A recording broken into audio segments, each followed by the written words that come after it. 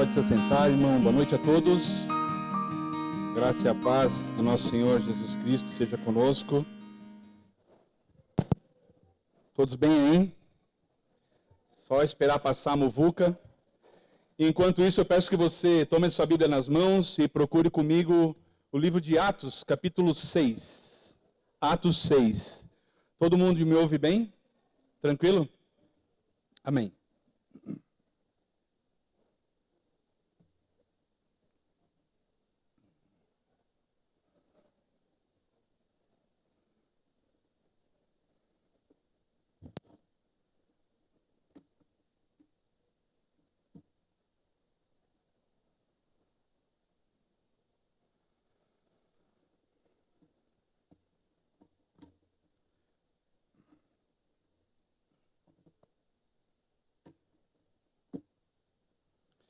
Quem encontrou, peço que se coloque de pé, por favor. Vamos ler o capítulo de Atos 6, de 1 a 15. O nosso texto vai até o 7, até o final do 7.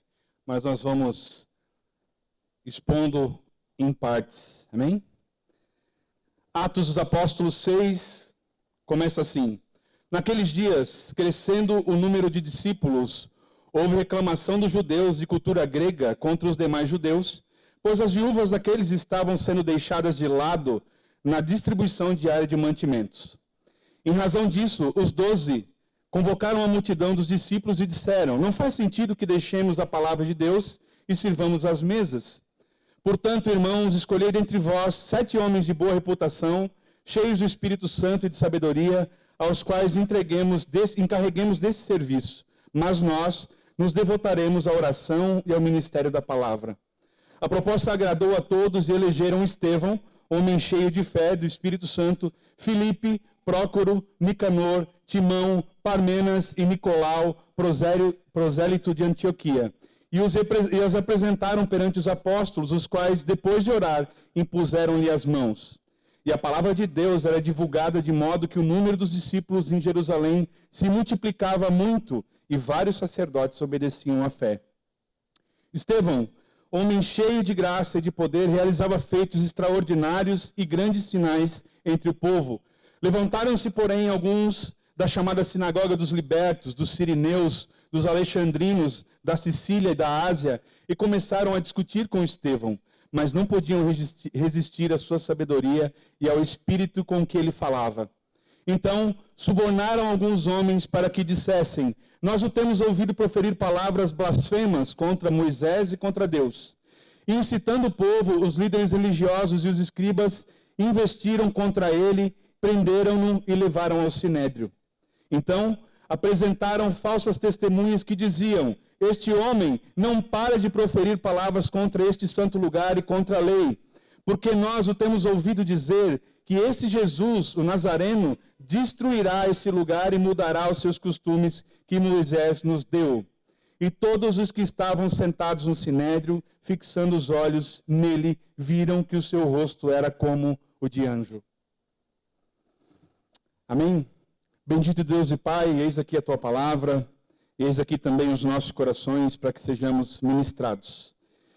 Pedimos ao Teu Santo Espírito que venha iluminar a nossa mente nessa noite e aplicar essa palavra maravilhosa nos nossos corações para louvor da Tua glória, em nome de Jesus. Amém.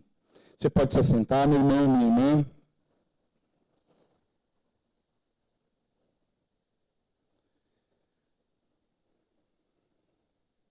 Então, como nós temos acompanhado nas exposições do livro de Atos, naqueles dias a pregação do Evangelho ela avançava cada vez mais, e a igreja de Cristo, ela crescia grandemente, né? Em algumas partes, ela vai dizer que ela se multiplicava. Não só se somavam pessoas, mas se multiplicava. A cada dia o Senhor acrescentava pessoas, e elas se reuniam nas casas, se reuniam para ensinar, para anunciar o Evangelho, para orar, e mantinham comunhão naquele tempo como a verdadeira igreja de Cristo. Mas, à medida que o número de pessoas crescia também as necessidades das pessoas. As pessoas vinham de todos os lados e traziam consigo as suas necessidades. A palavra, ela alcançava os judeus de Jerusalém, de Israel, de fala aramaica, mas ela também alcançava os judeus de outros países que falavam grego. Fora de Israel, fora de Jerusalém, a língua oficial e mais conhecida era o grego. E esses judeus de outros países, chamavam helenistas, porque eram gregos, eles reclamaram com os discípulos de Jesus que as suas viúvas não estavam sendo atendidas.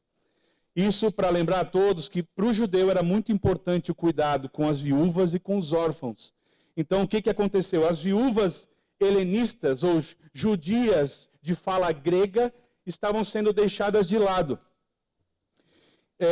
Diariamente, como o povo crescia e se multiplicava, a igreja crescia, eram distribuídos alimentos aos necessitados.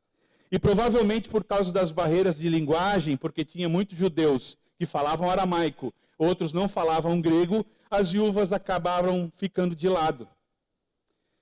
E essa reclamação, ela chegou até os pés dos discípulos, e eles se reuniram e decidiram que a pregação da palavra deveria ser a prioridade deles. E decidiram também levantar alguns diáconos. Aqui é a primeira vez que aparece essa palavra dentro do Novo Testamento, dentro da Bíblia. E decidiram, então, levantar esses irmãos para servir a igreja no lugar deles, enquanto eles se dedicavam à palavra. E para essa eleição foram colocados os seguintes critérios. Seriam 7 homens cheios do Espírito Santo e cheios de sabedoria. Qual é que era a ideia? Pensando em quebrar essa barreira, esse problema que existia por causa da linguagem, eles resolveram levantar 7 homens judeus helenistas, que falavam grego. Estevão, Felipe, Prócoro, para quem está tendo filho aí, está pensando em alguma coisa, uma listinha legal aqui. Prócoro, Nicanor, Parmenas é massa, hein? E Nicolau, que era um gentil grego de nascença, por isso que ele fala prosélito de Antioquia. Lucas também era um gentil grego, não era judeu, também era de Antioquia, que era antigamente aquele lugar, a Síria, onde hoje é a Turquia. Então ele falou do Nicolau, porque é lá da minha terra, e Nicolau, lá da minha terra, né? E o versículo 6 diz que eles os apresentaram perante os apóstolos e depois de orar, impuseram-lhes as mãos. E nessa imposição de mãos, os discípulos formalizaram a eleição que foi feita e empossaram com autoridade aqueles diáconos que foram levantados dentro da igreja para poder servir. Então, como eu falei antes, são os primeiros diáconos eleitos e levantados na igreja. E o versículo 7 diz que a palavra de Deus era divulgada, de modo que o número dos discípulos em Jerusalém se multiplicava muito. E vários sacerdotes judeus obedeciam à fé, se convertiam à fé cristã. E dentre esses discípulos, entre esses diáconos que foram levantados, destacava-se Estevão, que era um homem cheio de graça, cheio de poder, e além de servir os irmãos na igreja, porque ele foi levantado para servir as necessidades, mas ele também pregava o evangelho. Ele tinha turno duplo aí, 2 funções. Estevão era um homem cheio de Deus, cheio do Espírito Santo, cheio de fé. Os historiadores falam que ele tinha um coração generoso, que ele amava servir, que ele era um vaso de graça e de amor nas mãos do Senhor. Ele era uma bênção para todos os irmãos. Imagina, incansável Estevão, que servia a todos, atendia a todos e ainda pregava o evangelho com autoridade. E naquela época, além do templo que ficava em Jerusalém, que era o templo construído pelos judeus, existiam algumas sinagogas dos judeus e helenistas também, outros lugares onde eles se reuniam para orar a Deus. E Estevão escolheu esses lugares para poder pregar o evangelho, ou seja, sinagogas onde judeus de fala grega se reuniam para ele poder pregar o evangelho para esses judeus. E pelo fato dele entrar nessas sinagogas e pregar o evangelho, alguns membros dessas sinagogas se levantaram e começaram a discutir com ele. Quem que tu és, né? Que vem pregar esse evangelho, falar de Cristo, porque eles eram judeus, né? Como os demais de Jerusalém. E a palavra diz no versículo 9 e 10, mas não podiam resistir à sabedoria e ao espírito com que ele falava. Não conseguiam combater o que Estevão falava. As suas palavras eram contundentes, eram profundas, e as suas obras eram irrefutáveis. Tudo o que Estevão falava era confirmado por Deus por meio de sinais e maravilhas, com curas e uma série de atos que Deus fez por meio de Estevão. Então, na exposição de hoje, nós vamos aprender um pouquinho a respeito da história desse diácono. E quando se chama a palavra diácono, se chama servo, e todos nós somos chamados a servir. Todos nós, não é o diácono somente empossado, todo aquele que foi alcançado pela cruz de Cristo, pelo sangue derramado, é servo. E eu convido a gente então para observar nessa noite a história de Estevão, com a prisão, a pregação e o martírio dele. Amém? Então nós vimos, em primeiro lugar, a prisão de Estevão. Nós vimos que diante da sabedoria com que Estevão falava, aqueles homens ficaram sem palavras. Eles não conseguiam combater o que Estevão estava ensinando. Ficaram sem saída. Então, os opositores eles começaram a distorcer os ensinamentos de Estevão e acusá-lo de blasfêmia. Blasfêmia é falar mal, falar contra alguém. E como não tinham provas dessas acusações, eles trataram logo de subornar, de achar algumas testemunhas, alguns homens, para dar falso testemunho.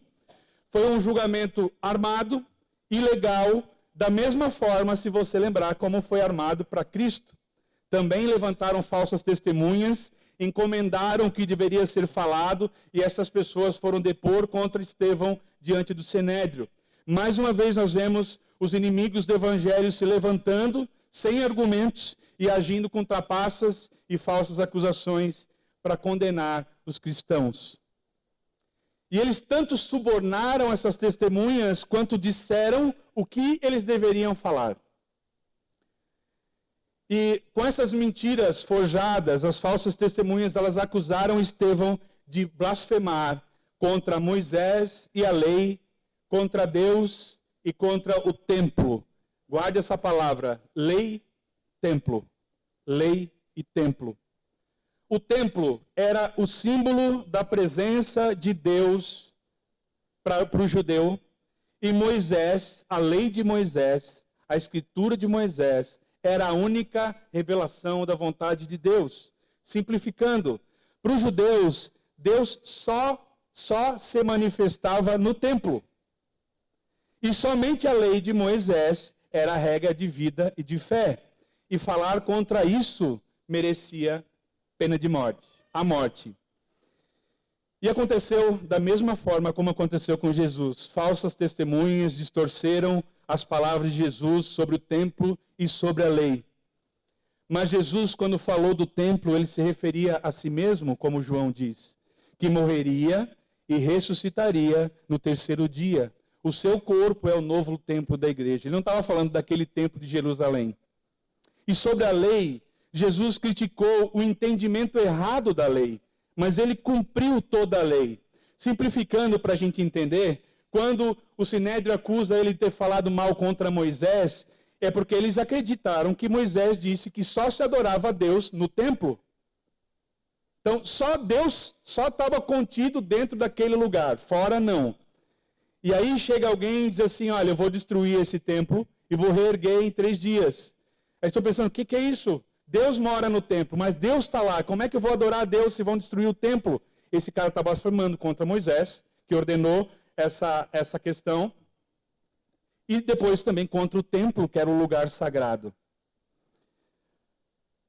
Muito provavelmente, Estevão estava ensinando aquela multidão que as promessas de Deus com relação à lei e ao templo apontavam para Jesus.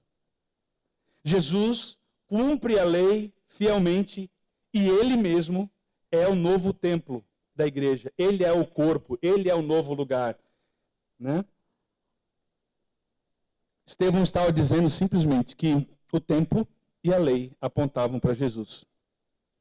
E enquanto eles acusavam Estevão injustamente, porque foi tudo armado, tudo arquitetado com falsas testemunhas, o versículo 15 diz que todos os que estavam sentados no sinédrio, fixando o olho nele, viram que o seu rosto era como de um anjo.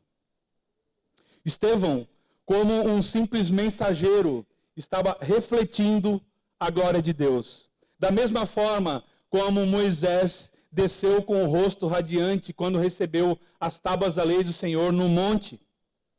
Lembram? Que ele chegou, as pessoas olharam, de onde vem esse brilho? Ele estava brilhando, refletindo a glória de Deus. E também da mesma forma, como Jesus resplandeceu como o sol, refletindo a glória de Deus, quando estava no Monte da Transfiguração.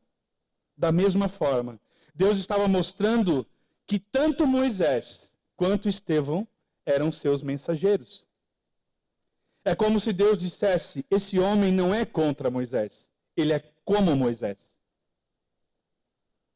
E assim como Estevão, meus irmãos, nós precisamos ser pacientes diante das acusações, diante das blasfêmias, das irritações, das distorções, das deturpações do evangelho, da mensagem que nós vamos pregar. E sabemos que inimigos podem se levantar, mas nós sabemos também que assim como Estevão, Deus é conosco, Deus é com todo aquele que se levanta para, no poder do Espírito Santo, pregar o evangelho da salvação e permitirmos que o Espírito Santo nos guie em todo o tempo. Amém? E depois dessas acusações, o que a gente vai ver agora é uma... Eu estava falando ontem até, né, Gabi? Como exemplo, é uma das maiores pregações expositivas do Novo Testamento. Agora Estevão vai explicar para esses judeus que estavam acusando ele, a história do templo e da lei, desde Abraão até a construção do templo. Então, diante dessas falsas acusações, aquele momento o sacerdote perguntou, isso tudo é verdade? Você realmente falou que destruiria o templo, que o tal de Jesus destruiria o templo e reconstruiria em 3 dias? E diante dessas acusações, ele relata a história de Israel, mostrando que a lei de Moisés e o templo apontam para Cristo. Leia comigo, então, capítulo 7, versículo 1 a 8. Podem deixar aberto já no 7, nós vamos até o final. Amém? Então, o sumo sacerdote perguntou, isso tudo é verdade? Estevão respondeu, irmãos e pais, ouvi. O Deus da glória apareceu ao nosso pai Abraão quando ele estava na Mesopotâmia, antes de habitar em Harã, e disse-lhe, sai da tua terra, do meio de teus parentes, e vai para a terra que eu te mostrarei. Então ele saiu da terra dos caldeus e foi habitar em Harã. Depois que seu pai morreu, Deus o trouxe dali para esta terra em que agora habitais. E aqui não lhes deu herança, nem sequer um espaço de um pé, mas prometeu que lhe daria terra como posse. E depois dele, a sua descendência, quando ainda não tinha nenhum filho. Pois Deus afirmou que a descendência dele seria peregrina em terra alheia e que escravizariam e maltratariam por 400 anos. Mas eu punirei a nação que os estiver escravizado, disse Deus. Depois disso, eles saíram e me cultuaram nesse lugar. Até aí. Perdão, mais um, até o 8. E deu-lhe a aliança da circuncisão. Assim, Abraão gerou Isaque e o circuncidou ao 8º dia, e Isaque gerou Jacó, e Jacó gerou os 12 patriarcas. Até aí. Então ele começa se defendendo, expondo a história de Abraão. Lembra da acusação? Falar mal da lei e do templo. Lei e templo. Estevão então começa o seu discurso com a história de Abraão, que era considerado o pai do povo de Israel. Com paciência e reverência, ele começa a responder às acusações, pregando o evangelho. Ele disse, irmãos judeus e pais, pais dos pais, vós que estáis na fé, ouvi. Deus se revelou para Abraão em plena glória na Mesopotâmia. No templo? Não. Fora da terra prometida. Abraão obedeceu o Senhor e ele se mudava de uma terra para outra, ele vivia como peregrino e Deus sempre esteve com ele em todos os lugares. Abraão não tinha filhos, nem tinha terra. Deus lhe prometeu um filho, Isaque, mais tarde, e prometeu também uma terra. Abraão então gerou Isaque, que foi circuncidado no 8º dia, conforme a aliança que o Senhor tinha feito. E Deus Isaac gerou Jacó, e Jacó gerou os 12 patriarcas que nós vamos ver. Abraão viu o cumprimento da promessa do filho, mas nunca viu o cumprimento da promessa da terra. Ele nunca pisou na terra prometida. Pelo contrário, e Deus disse para ele, os seus descendentes se tornarão escravos e oprimidos por 400 anos. Aqui Estevão deu uma arredondada, 430 anos, o período que o povo foi para o Egito. Deus já tinha falado para Abraão que o povo dele seria escravizado por 430 anos, lá para Abraão. Deus prometeu a Abraão que o seu povo desobediente e obstinado seria escravizado e maltratado, como foi mais tarde, como nós acompanhamos a história do Egito, nós vamos ver depois em Moisés. O que ele estava querendo dizer aqui? Abraão não morava em Israel, mas Deus apareceu para ele, na Mesopotâmia, que era uma terra pagã. Abraão não era circuncidado, mas era marcado por Deus. Deus falava com ele. A circuncisão foi criada depois de Abraão, com Isaac. Abraão não falava com Deus no templo, porque não existia templo, mas Deus estava com ele. Abraão não obedecia à lei de Moisés, porque a lei de Moisés não existia, mas ele obedecia à vontade de Deus. Então, muito antes de existir um lugar santo, havia um povo santo, com um propósito santo, com promessas de Deus. E isso que Estevão quis dizer. Olha, na época de Abraão, meus irmãos, não tinha lei e não tinha templo, e Deus era com Abraão. E Abraão obedecia a Deus. Amém? E ele continua. Começou com Abraão, agora ele vai para José. Leia comigo do 9 ao 16. 7, 9 ao 16. Os patriarcas, movidos por inveja, venderam José para o Egito, mas Deus estava com ele. Livrou-o de toda a tribulação e deu-lhe graça e sabedoria perante o faraó, rei do Egito, que o constituiu como governador sobre o Egito e sobre toda a sua corte. Houve então fome e grande tribulação em todo o Egito e em Canaã, e nossos pais não achavam alimento. Mas, tendo ouvido que no Egito havia trigo, Jacó enviou nossos pais para lá pela primeira vez. E na segunda vez José revelou aos seus irmãos e a sua família foi conhecida pelo faraó. Então José mandou chamar seu pai Jacó e todos os seus parentes, 75 pessoas. E Jacó desceu ao Egito, onde morreu ele e nossos pais. E foram transportados para Siquém e colocados na sepultura que Abraão havia comprado por certo preço em prata dos filhos de Amor em Siquém. Até aí. Então, ele continua a história dos pais da fé para os judeus, falando a respeito de José. Depois de Abraão, ele engata na história de José. Deus esteve com Abraão fora da terra prometida e esteve com José no Egito. Não em Israel, mas no Egito.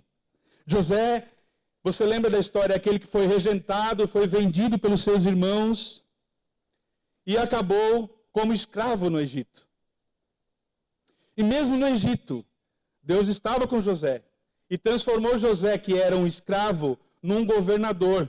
E Deus operava com poder através de José. E como nós vimos na história, ele salva sua família da fome, ele manda chamar os seus pais e os seus irmãos, cerca de 75 pessoas, para viver com ele. Ele salvou a sua família.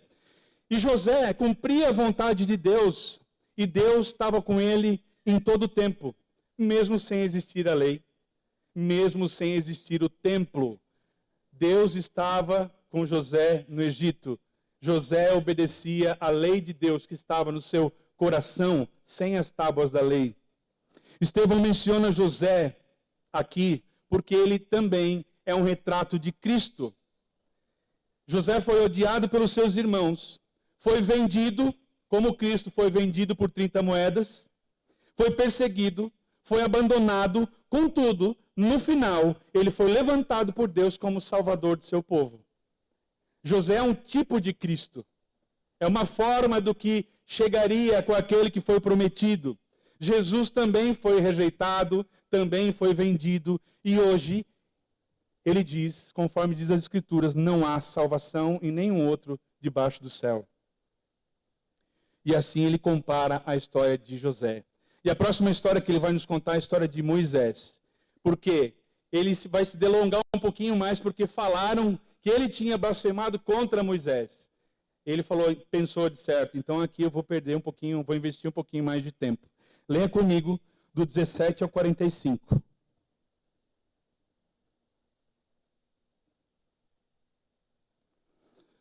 Enquanto se aproximava o tempo da promessa que Deus fizera a Abraão, o povo crescia e se multiplicava no Egito. Até que se levantou ali um rei que não conhecia José. Usando de astúcia contra o nosso povo, maltratou nossos pais, levando a abandonar seus filhos para que não vivessem. Naquela época, nasceu Moisés, que era belo aos olhos de Deus e foi criado durante 3 meses na casa de seu pai. Depois de ser abandonado, a filha do faraó o recolheu e o criou como filho. Assim, Moisés foi instruído... E eu quebrei o copo. Assim, Moisés foi instruído em toda a sabedoria dos egípcios e era poderoso em palavras e obras. Quando completou 40 anos, desejou visitar seus irmãos e, vendo que um deles sofrer injustamente, defendeu, vingou o oprimido e matou o egípcio.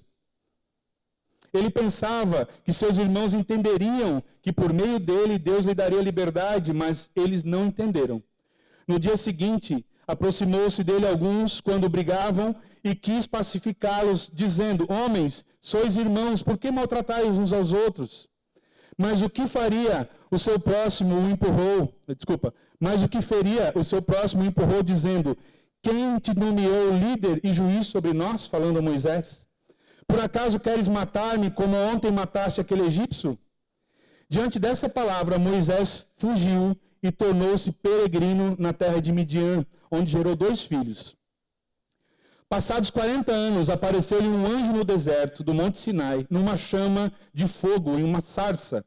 Vendo isso, Moisés se admirou e, com uma visão, e aproximando-se para observar, ouviu a voz do Senhor. Eu sou o Deus de teus pais, o Deus de Abraão, de Isaque e de Jacó. Moisés ficou trêmulo e não ousou olhar.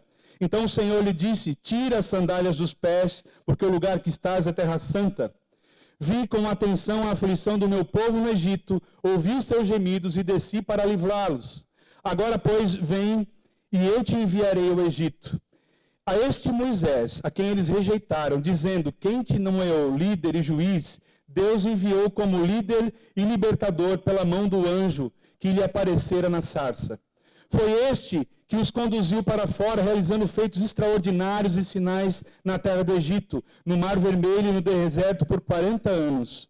Este é Moisés que disse aos israelitas: Deus vos levantará dentre vossos irmãos um profeta como eu. Este é o que esteve na congregação no deserto com o anjo que lhe falava ao Monte Sinai, com os nossos pais, e recebeu as palavras vivas para transmiti-las. Foi a ele que os nossos pais não quiseram obedecer. Pelo contrário, rejeitaram-o e, na verdade, desejaram voltar ao Egito, pedindo a Arão: faze-nos deuses que possam ir à nossa frente, porque não sabemos o que aconteceu com esse Moisés que nos tirou da terra do Egito. Naqueles dias, fizeram um bezerro, ofereceram sacrifício ao ídolo e o festejaram como obra das suas mãos. Mas Deus se afastou deles e os entregou ao culto dos astros do céu, como está escrito no livro do profeta: foi a mim que ofereceste sacrifício e ofertas por 40 anos no deserto, ó casa de Israel. Antes, carregastes o tabernáculo de Moloque e as estrelas de Renfã, figuras que fizestes para adorá-las. Assim, eu vos exilarei além da Babilônia. O tabernáculo do testemunho estava entre nossos pais e deserto, como ordenara que disse Moisés que fizesse, segundo o modelo que tinha visto. Tendo recebido, nossos pais o levaram sob direção de Josué, quando tomaram posse da terra das nações que Deus expulsou da presença dos nossos pais até os dias de Davi. Até aí. Eu sei que é longo, mas nós vamos resumir e resolver essa pregação. Amém? Então, depois de falar a José, Deus lembra a Estevão, por meio do Espírito Santo, da história de Moisés. E aqui, como eu falei antes, ele investiu um pouco mais de tempo, porque tinha sido acusado de falar contra Moisés. Ao passar do tempo, conta a história que foi levantado no Egito um rei que não conhecia José. E nem a sua família, nem os seus feitos, não tinha conhecimento daquele povo. E o povo crescia e se multiplicava grandemente no Egito. O povo hebreu crescia grandemente. E ele foi oprimido e foi escravizado por Faraó, assim como Deus falou a Abraão que faria. Mas Deus ouviu o clamor desse povo oprimido e levantou para eles um libertador. E com o crescimento em grande número, o que aconteceu? Faraó mandou matar os bebês, naquela época, menores de idade, os recém-nascidos, para que os judeus, os hebreus, parassem de procriar e parassem de crescer em grande número. Então Moisés nasceu nessa época, foi abandonado, encontrado pela filha de Faraó e criado como um egípcio. Moisés foi educado, ganhou posição de destaque, ganhou educação, ele era poderoso em palavras e obras, ele tinha grande vez naquele governo egípcio. E com 40 anos, ele foi visitar os seus irmãos que eram escravos, os seus irmãos israelitas, e quando ele viu um deles sendo agredido pelo capataz egípcio, ele matou o capataz. Mas os israelitas, os irmãos deles, ao invés de abraçarem Moisés, eles rejeitaram Moisés. Eles falaram: quem és tu para dizer que és nosso líder? Quem te colocou para ser o nosso líder? Então, com o receio desses egípcios, Moisés foge para o deserto de Midian, onde morou por 40 anos. E lá ele teve 2 filhos. Com 80 anos, Deus apareceu para Moisés numa sarça ardente e ordenou que Moisés voltasse para o Egito para libertar o seu povo. Moisés obedeceu, confiou em Deus, libertando o seu povo por meio de sinais e maravilhas. Você conhece a história das pragas do Egito e tudo que o Senhor fez. Aquele que foi rejeitado pelo povo na primeira vez, Deus o colocou como libertador do seu povo por uma segunda vez. Por 40 anos, Moisés então conduziu aquele povo até a terra prometida, mas nunca entrou nela. Mas por que Estevão fala de Moisés? Moisés não falava com Deus no templo, porque o templo não existia, mas Deus estava com ele. Moisés obedecia à lei de Deus, porque ela estava escrita no seu coração, mesmo que as tábuas das leis não tinham sido criadas ainda. Mas por que, mais uma vez, Estevão falou isso? Porque Deus estava com Moisés no Egito. Deus estava com Moisés em Midian. Deus estava com Moisés na sarça ardente. Deus estava com Moisés no Mar Vermelho. Deus estava com Moisés no deserto. Deus estava com Moisés em todos os lugares. Querendo dizer, está vendo? Deus não está dentro do templo. Deus está em todos os lugares. Moisés então profetizou ao povo: Deus vos levantará entre vossos irmãos um profeta como eu. Quem é esse profeta? Cristo. Como eu o quê? Alguém que vai libertar o povo da escravidão. Assim como aconteceu com José, assim aconteceu com Moisés, apontando para Cristo. Então Moisés também foi um tipo de Cristo. Foi rejeitado, foi deixado de lado, foi chamado, depois foi usado por Deus como libertador do seu povo. O povo de Deus rejeitou Moisés, rejeitou a lei de Deus e fizeram falsos deuses para adorar. Você lembra? Moisés subiu, ele demorou para aparecer, eles pediram: Arão, faz um bezerro de ouro para nós adorarmos alguma coisa. Né? Por que vocês tiraram a gente do Egito? Estava tão bom apanhar lá, mas pelo menos tinha carne. Né? Então deixa voltar para o Egito. O povo viu tudo o que aconteceu. Viu a manifestação da glória de Deus, aquela monte de sinais e maravilhas, e ainda assim não cria. Por isso que você entende que tem pessoas que nunca vão crer mesmo, entendeu? Não vai. Pode cair, a terra rachar no meio, e vai dizer: Deus que fez. Ele diz: não foi não. Não foi. Deus falava através... Moisés, assim como José, como eu falei, foi um tipo de Cristo. Deus falava através de um anjo com Moisés, que recebeu as palavras da lei. Também falava com os líderes. E quando Moisés descia, os líderes viam o rosto dele brilhando de resplandecer a glória de Deus.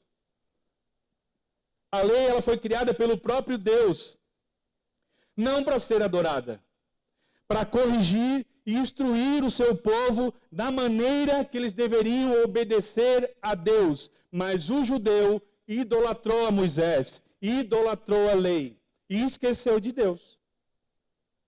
O povo rejeitou a Deus, rejeitou Moisés, rejeitou a lei de Deus e ainda queria fugir, fazer outros deuses. Você sabe o que aconteceu.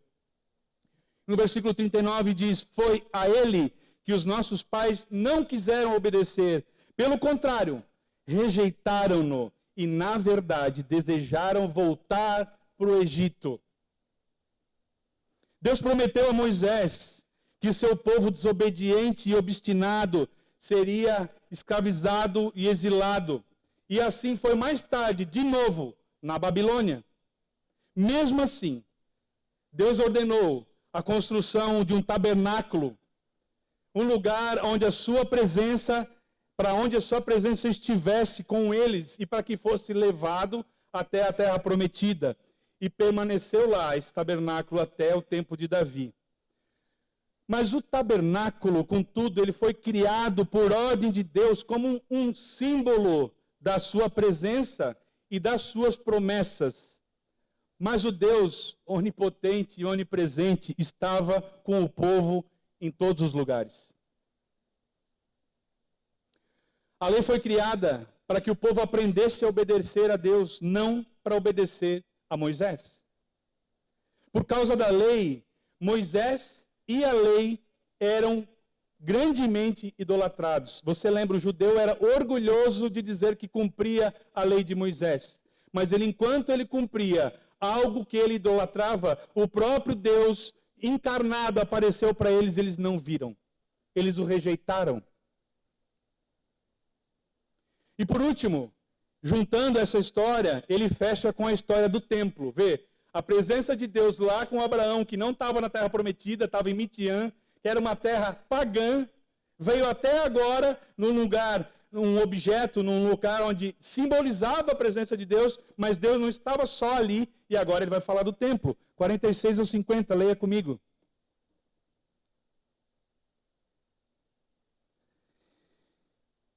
E recebeu o favor da parte de Deus e pediu que lhe fosse concedido edificar uma habitação para Deus e Jacó. Entretanto, falando de Davi, né? Entretanto, foi Salomão quem lhe construiu uma casa. Mas o Altíssimo não habita em templos feitos por mãos humanas, como diz o profeta: o céu é o meu trono e a terra o estrado dos meus pés. Que casa me edificareis, diz o Senhor? Ou qual o lugar do meu repouso? Não foi a minha mão que fez todas as coisas? Ele continua a história da presença de Deus e da lei, falando da história do templo. Deus encomendou a Davi que fizesse um templo para que pudesse ser adorado naquele lugar, mas coube a Salomão, que era o seu filho, construir o templo. Nós vemos que assim como a lei não era um fim em si, o templo também apontava para alguém. Ele nunca foi um lugar onde Deus se conteve. Então a palavra diz que Davi achou favor diante de Deus, foi levantado como rei e quis construir uma habitação para Deus. Mas coube a Salomão, seu filho, realizar a construção para que fosse a casa de Deus. Mas aí vem a grande lição de Estevão. E ele diz: Deus não habita em templos feitos por mãos humanas. Não temos como limitar o espaço da presença de um Deus onipresente. Ele está em todos os lugares. E Salomão sabia disso. Quando ele disse lá em 1 Reis 8, 27, ele diz assim, ó, mas, na verdade, habitaria Deus na terra? Salomão falando, o céu e até o céu dos céus não te podem conter, muito menos esse templo que edifiquei. Salomão já sabia que era um lugar símbolo da presença de Deus, mas Deus não estava somente no templo. Salomão sabia que era um lugar de adoração onde as pessoas podiam se reunir para oferecer sacrifícios, mas Deus não estava dentro do templo. Deus estava em todo lugar. Deus disse por meio do profeta Isaías, 66, 1 e 2, o céu é o meu trono, e a terra é o estrado dos meus pés. Que casa edificareis para mim? Ou que casa você vai fazer onde eu caiba? Qual é o lugar do meu descanso? A minha mão fez todas essas coisas. Ou seja, não há lugar que o homem possa construir para Deus habitar. E é isso que Estevão estava falando. Estevão estava falando para esses judeus religiosos: vocês estão adorando o templo ao invés de adorarem a Deus. Deus não está num lugar específico. Deus não está no templo. Deus está em toda parte. É isso que Estevão está falando. Deus esteve com Abraão na Mesopotâmia. Deus esteve com José no Egito. Deus esteve com Moisés no deserto. Ele esteve em todos os lugares. Deus nunca se limitou ao templo, nem à sua história e à sua presença. Ele é. Ele diz, eu sou. Ele é em todo lugar. Ele está em todo lugar. Por isso nós precisamos cuidar muito com essa questão, porque muita gente ainda pensa igual ao judeu, que se encontra com Deus na igreja. Deus está aqui dentro. Não, meus irmãos, Deus está em todo lugar. Nós nos reunimos aqui para adorá-lo. Simplesmente. Para viver a nossa vida em comunidade. Nós precisamos de um lugar para nos ajuntar. Deus não. Deus está em todo lugar. Ele não está presente só nesse lugar. Ele não está presente só no domingo, no dia do Senhor. Ele não está presente só na hora do culto. Mas Ele está presente nas nossas vidas, nas nossas decisões, nos nossos trabalhos, nas nossas finanças, na nossa escola, no nosso lazer, nos nossos relacionamentos. Deus está em todo lugar e o tempo todo. Amém? Precisamos cuidar com isso. Ah, eu só oro na igreja. Deus está lá dentro da vertical. Ah, só lá Ele ouve minha oração, meu louvor. Que Deus onipresente é esse? Você está querendo colocar Deus numa embalagem? Não serve. O que Salomão nos diz é que não há construção feita por homem que consiga abranger o tamanho do Deus onipresente. Que relaxa. Há outros textos em Salmos diz que a borda das suas vestes estão sobre a terra. A terra é o estrado onde os seus pés descansam. Esse é o tamanho de Deus. Então, olha só a construção que Estevão fez. Né? Ele podia ter dito só, me mata logo. Mas ele não falou. Assim como Pedro, quando estava preso. Ele aproveitou a oportunidade, diante de uma acusação, para pregar o evangelho. E olha que isso deve ter demorado, não deve ter sido tão rápido como eu falei aqui. E por último lugar, nós vemos o desfecho dessa história. O que aconteceu com Estevão? Leia comigo lá do 51 ao 60.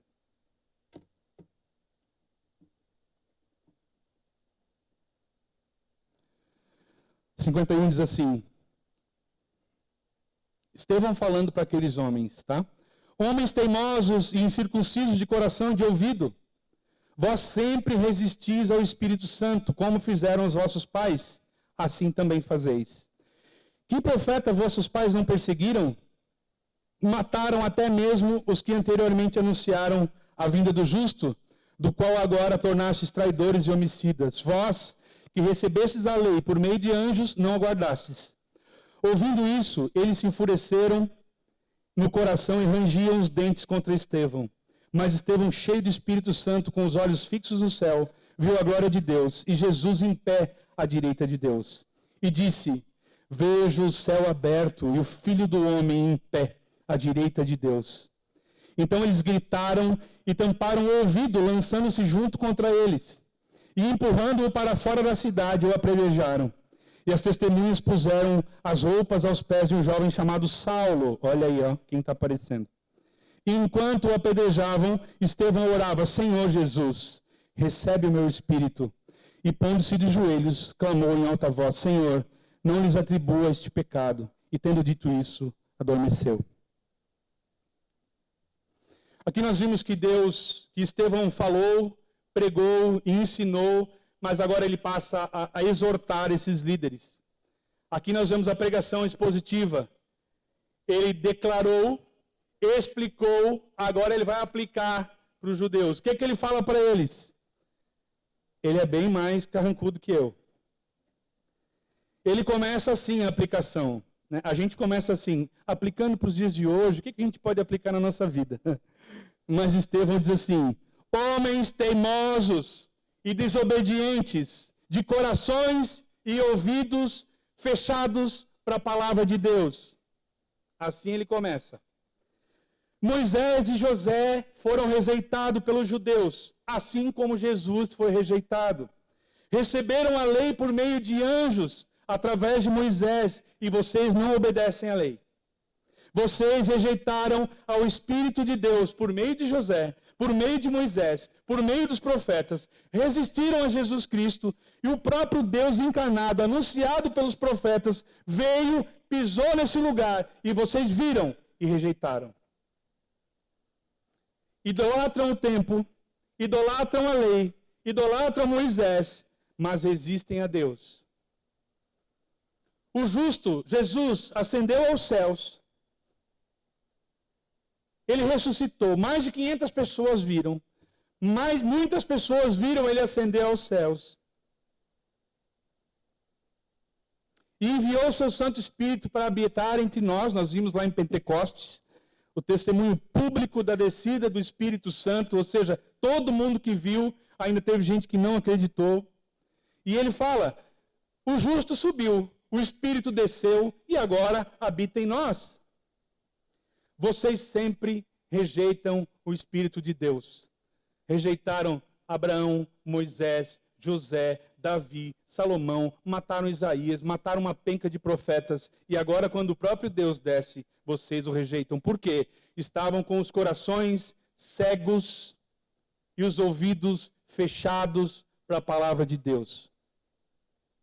E quando Estevão falou isso, a reação deles foi bem ruim. Eles ficaram furiosos. A palavra diz que eles rangiam os dentes de raiva contra ele e se ajuntaram contra ele. Se ajuntar é pular para cima de Estevão, se amontoar mesmo, assim, correr para poder pressionar ele. E o ódio consumia esses judeus cegamente. E Deus mais uma vez falava por meio de Estevão, assim como falou por todos os profetas e falou por Cristo. E esse também foi rejeitado. Ele foi uma luz forte no seu meio, mas eles preferiram as trevas, mais uma vez. E assim, meus irmãos, são todos aqueles que rejeitam a Deus. São todos aqueles que rejeitam aqueles que pregam o nome de Jesus. Eles preferem as trevas. Eles preferem fechar os ouvidos para a verdade eterna e abraçar a condenação. Então, a palavra diz que Estevão, naquele momento, estava cheio do Espírito Santo. E ele olhou para o céu. E ele viu a glória de Deus. Imagina a cena, como diz o pastor Paulo. Eu não sou tão visual assim, né? Mas eu acho que é fácil a gente olhar para cima e imaginar um trono com Deus Pai, Deus Filho assentado à sua destra. Versículo 56 diz assim, Estevão falando, vejo o céu aberto e o Filho do Homem em pé à direita de Deus. A glória de Deus que aqueles judeus procuravam, mas por causa dos seus corações cheios de desobediência, não conseguiam ver na frente deles. Na frente deles. A palavra diz no 57, então eles gritaram e tampando os ouvidos lançaram-se contra ele. Levaram Estevão para fora da cidade. Se você lembrar bem como fizeram com Jesus, eles não mataram Jesus, levaram para o Gólgota, fora da cidade de Jerusalém, para que fosse morto lá fora. Porque ele não era digno de morrer dentro de Jerusalém. E aqui nós vemos algo maravilhoso. Nós vemos que Estevão imita Jesus na sua morte. Quando ele diz, Senhor, entrega o meu espírito em tuas mãos. Não lhes impute esse pecado. Alguém te apedrejar e vou dizer, Senhor, não lhes impute esse pecado. a exemplo de Cristo. Se você lembrar bem, quando foi crucificado, ele disse: Pai, perdoa-lhes, eles não sabem o que fazem.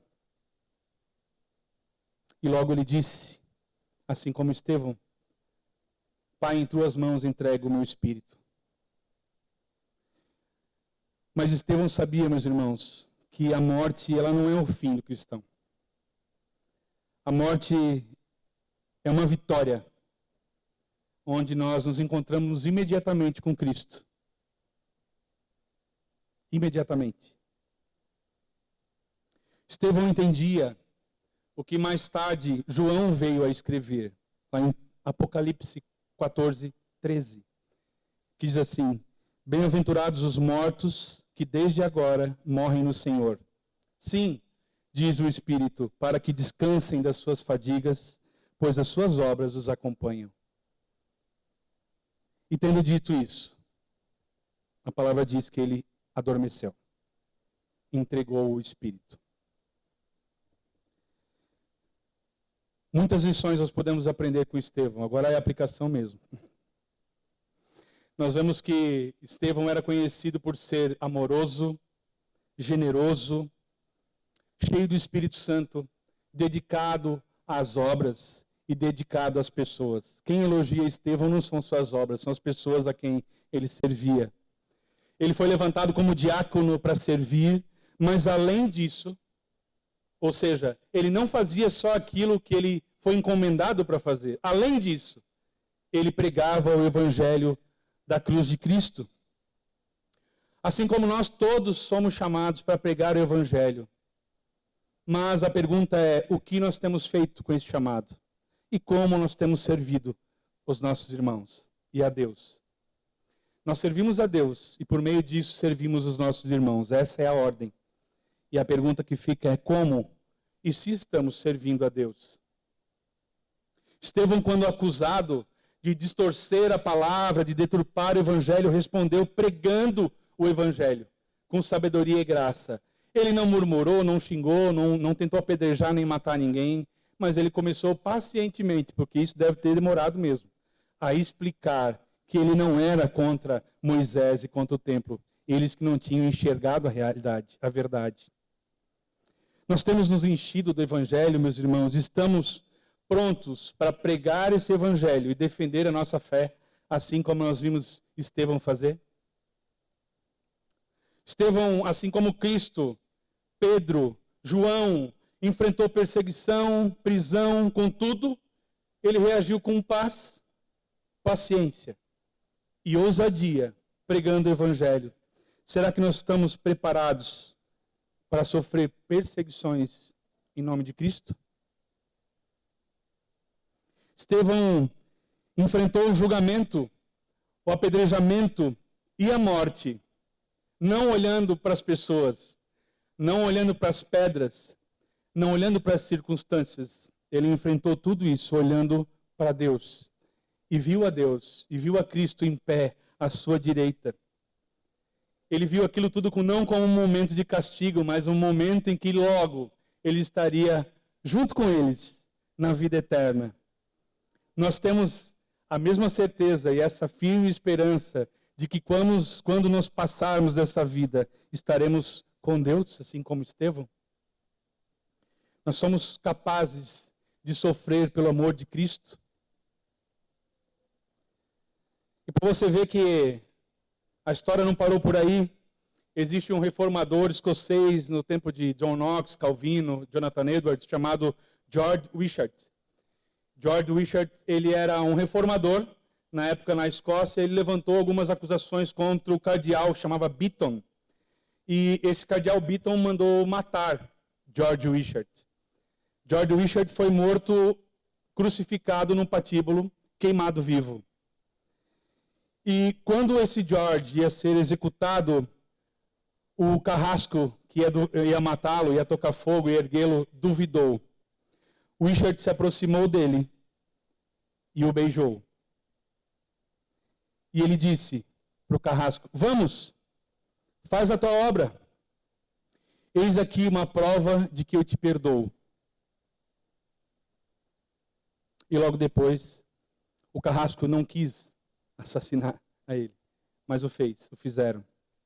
Toda a lição da história é que o homem que segue a Cristo até o fim achará forças para fazer coisas que parecem humanamente impossíveis, porque ele fará no poder do Espírito Santo. É o Senhor operando por meio do Espírito Santo na vida daquela pessoa. Por isso Jesus disse, quando os prenderem, não se preocupe com o que falar. O Espírito guiará o que vocês deverão falar. Amém? Que o Senhor nos torne dispostos a servir a igreja assim como Estevão, a pregar o Evangelho assim como Estevão, e se preciso for, morrer por Cristo, assim como Estevão. Amém? Peço que vocês se coloquem de pé.